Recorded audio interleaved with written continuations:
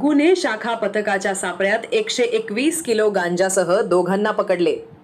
ओडिसा राज्यातून नगर जिल्ह्यात विक्रीसाठी आणलेल्या गांजाचा मोठा साठा स्थानिक गुन्हे शाखेच्या पथकाने पकडलाय। शेंडी बायपास रोडवर 29 ऑगस्ट रोजी दुपारी ही कारवाई करण्यात आली असून यात 2 जणांना ताब्यात घेऊन त्यांच्याकडील 121 किलो गांजासह मालट्रॅक असा 80 लाख मुद्देमाल जप्त करण्यात आलाय।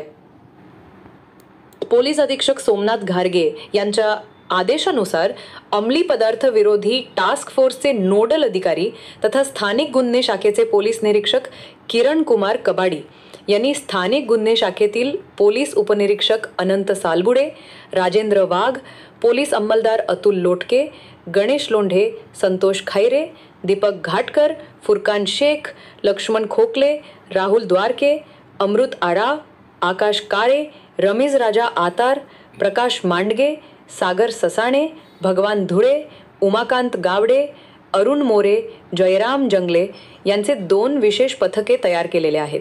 या पथकांनी ही कारवाई केली आहे। पुढील तपास पोलीस करत आहेत।